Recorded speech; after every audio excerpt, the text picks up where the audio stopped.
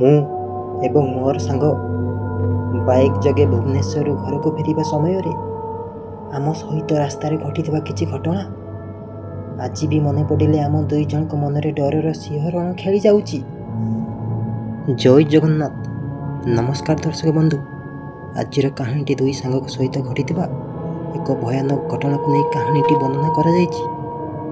ତେବେ ଚାଲନ୍ତୁ ଆଜିର କାହାଣୀଟି ଶୁଣିବା।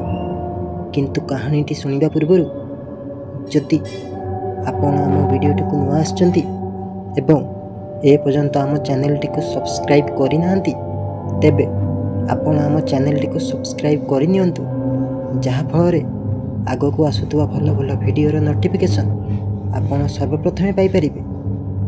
ତେବେ ଚାଲନ୍ତୁ ଆଜିର କାହାଣୀଟି ଶୁଣିବା। ସନ୍ଧ୍ୟା ସମୟ ପାଖାପାଖି 5ଟା ବାଜିଥାଏ। ସୂର୍ଯ୍ୟ ତାର ଅସ୍ତ ହେବା ପାଖାପାଖି ହୋଇସାରିଥାଏ। ଚାରିପଟେ ସୁନସାନର ମାଲ ହୋଇସାରିଥାଏ। ରାହୁଲ ତାର ସାଙ୍ଗ ଦେବାଶିଷ ସହିତ ସେଦିନ ଭୁବନେଶ୍ୱରରୁ ଘରକୁ ଫେରୁଥାଏ। ଭୁବନେଶ୍ୱରରୁ ଘରକୁ ଫେରିବା ରାସ୍ତାଟି ବହୁ ସୁନସାନ ଥାଏ। ସେ ରାସ୍ତାରେ ରାତି ହେବା ପରେ କୌଣସି ଲୋକ ଯାତାୟାତ କରନ୍ତି ନାହିଁ, କାରଣ ସେହି ରାସ୍ତାରେ ବହୁ ଅଜବ ଅଜବ ଘଟଣା ଘଟୁଥିବାର ଲୋକ ଦାବି କରନ୍ତି ଏବଂ ଦେଖିଛନ୍ତି ମଧ୍ୟ। ଚାଲନ୍ତୁ କାହାଣୀଟି ମୋ ପଏଣ୍ଟ ଅଫ୍ ଭ୍ୟୁରୁ ଆରମ୍ଭ କରିବା। ସେଦିନ ମୁଁ ଏବଂ ମୋର ସାଙ୍ଗ ଦେବାଶିଷ ଭୁବନେଶ୍ୱରରୁ ପରୀକ୍ଷା ଦେଇ ଘରକୁ ଫେରିବା ସମୟରେ ପାଖାପାଖି 5ଟା ବାଜି ସାରିଥାଏ। ଭୁବନେଶ୍ୱରରୁ ଆମ ଗାଁ ପାଖାପାଖି 150 କିଲୋମିଟର ହେବ। ଆମେ ଦୁଇ ସାଙ୍ଗ ବାଇକ୍ ଯୋଗେ ଭୁବନେଶ୍ୱରକୁ ପରୀକ୍ଷା ଦେବା ପାଇଁ ଯାଇଥାଉ। ପରୀକ୍ଷା ସରୁ ସରୁ ସନ୍ଧ୍ୟା 4ଟା ବାଜି ସାରିଥାଏ। ଆମେ ଦୁଇ ସାଙ୍ଗ ପରୀକ୍ଷା ଦେଇ କଲେଜରୁ ବାହାରିବା ପରେ ଜଳଖିଆ ଖାଇସାରି ଘରକୁ ଫେରିବା ପାଇଁ ରେଡ଼ି ହେଲୁ। ସେତେବେଳେ ଘଣ୍ଟାରେ ବାଜି ସାରିଥାଏ ପାଖାପାଖି ସନ୍ଧ୍ୟା 5ଟା। ଆମେ ଭୁବନେଶ୍ୱର ଘରକୁ ଫେରିବା ବାଟରେ ଆମକୁ ଅନେକ ସୁନସାନ ରୋଡ଼ ସହିତ ଘଞ୍ଚ ଜଙ୍ଗଲ ଏବଂ ପୋଲ ଦେଇ ଯିବାକୁ ପଡ଼େ। ଆମେ ଭୁବନେଶ୍ୱରରୁ ବାହାରିବା ପାଖାପାଖି 40 କିଲୋମିଟର ଯାଇଥାଉ। ଆମକୁ ଏକ ସୁନସାନ ରୋଡ଼ ଦେଖାଗଲା। ଆମେ ପଛକୁ ନ ଦେଖି ଆଗକୁ ମାଡ଼ି ଚାଲିଥାଉ। ଆମକୁ କିଛି ଲାଗୁନଥାଏ, ସବୁ ନର୍ମାଲ ଲାଗୁଥାଏ। ଯେତେବେଳେ ଆମେ ଗୋଟିଏ ପୋଲ ପାଖରେ ପହଞ୍ଚିଲୁ, ସେତେବେଳେ ଟାଇମ୍ ବାଜି ସାରିଥାଏ ରାତି 9:30। ଆମେ କିଛି ଦୂର ଗଲା ପରେ ରାସ୍ତା କଡ଼େ ଦେଖିଲୁ ଗୋଟିଏ ଢାବା। ସେଠାରେ ରହି ଆମେ ଖାଇସାରି ବାହାରିଲା ବେଳକୁ ଆମକୁ ରାତି ପ୍ରାୟ 10:30 ହୋଇସାରିଥାଏ। ସେଠାରୁ ଆମ ଘର ପାଖାପାଖି 110 କିଲୋମିଟର ହେବ। ଆମକୁ ରାସ୍ତା ଭଲ ଭାବରେ ଦେଖାଯାଉନଥାଏ। ଆମେ ଗାଡ଼ି ଧୀରେ ଚଲେଇବାକୁ ଲାଗିଲୁ। ପାଖାପାଖି 20 କିଲୋମିଟର ଯାଇଥାଉ ନା ଆମକୁ ରାସ୍ତା କଡ଼ରେ କେହି ଜଣେ ଛିଡ଼ା ହେବାର ଦେଖାଗଲା। ଆମେ ଡରି ଯାଇ ଗାଡ଼ିକୁ ସ୍ପିଡ଼ କରିଦେଲୁ ଏବଂ ଭାବିବାକୁ ଲାଗିଲୁ, ଏତେ ରାତିରେ ସୁନସାନ ରୋଡ଼ରେ କିଏ ଏ ଲୋକଟି କ'ଣ କରୁଛି? ଆମେ ଗାଡ଼ିକୁ ସ୍ପିଡ଼ରେ ହିଁ ରଖିଥାଉ।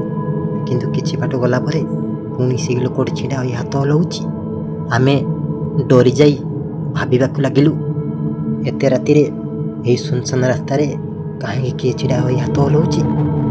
ଆମେ ସେତେବେଳେ ଭାବି ସାରିଥାଉ, ଏହା କୌଣସି ମଣିଷ ନୁହେଁ, ଏହା ଏକ ଭୂତ କିମ୍ବା ଆତ୍ମା ହୋଇଥାଇପାରେ।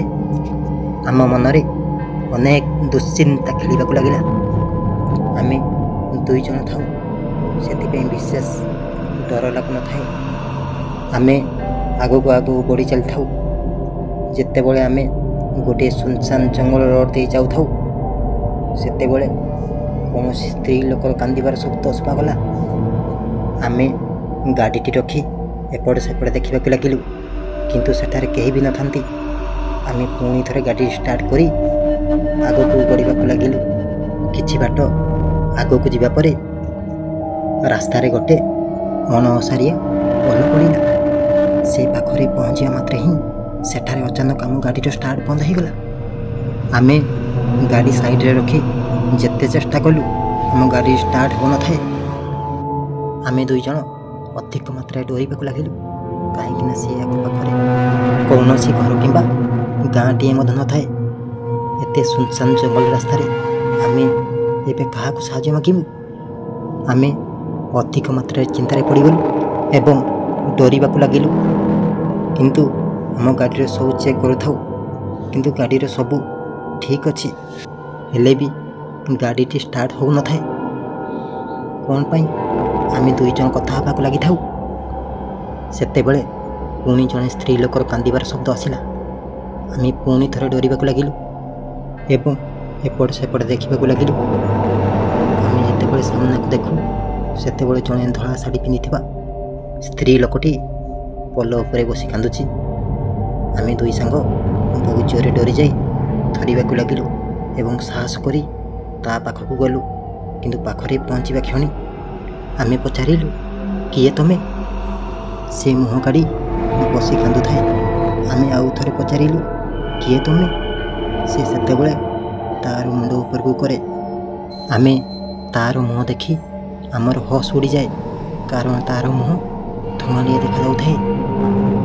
ତାର ମୁହଁ କିଛି ଦେଖାଯାଉନଥାଏ। ଆମେ ଡରି ଦୌଡ଼ିବାକୁ ଲାଗିଲୁ। କିନ୍ତୁ ଏ କ'ଣ, ସେ ଆମ ସାମ୍ନାରେ ପୁଣି ଦେଖାଗଲା। ଆମେ ଡରିଯାଇ ହନୁମାନଙ୍କ ମନ୍ତ୍ର ପଢ଼ିବାକୁ ଲାଗିଲୁ। ସେତିକିବେଳେ ପଛରୁ ଗୋଟିଏ କାର୍ ଆସିଲା। ସେଥିରେ ଗୋଟିଏ ଫ୍ୟାମିଲି ଯାଉଥିଲେ। ସେମାନେ ଯେତେବେଳେ ପାଖରେ ପହଞ୍ଚିଲେ ଆମେ ଦେଖୁ ସେ ସ୍ତ୍ରୀ ଲୋକଟି ନାହିଁ, ଉବାନ ହୋଇଯାଇଛି। ଏବଂ ସେତେବେଳେ ବାଇକ୍ଟି ଷ୍ଟାର୍ଟ ହୋଇଗଲା ଏବଂ ଆମେ ବାଇକ୍ରେ ବସି କାର୍ ପଛେ ପଛେ ଆମ ଘରକୁ ପହଞ୍ଚିଗଲୁ।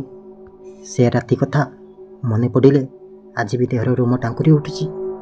ଯଦି ଆପଣଙ୍କୁ ଆଜିର କାହାଣୀଟି ଭଲ ଲାଗିଥିବ ତେବେ ଆପଣ ଆମ ଭିଡ଼ିଓଟିକୁ ଲାଇକ୍, ସେୟାର ଏବଂ ଚ୍ୟାନେଲଟିକୁ ସବସ୍କ୍ରାଇବ୍ କରିନିଅନ୍ତୁ। ଧନ୍ୟବାଦ ଭିଡ଼ିଓଟିକୁ ଦେଖିଥିବାରୁ।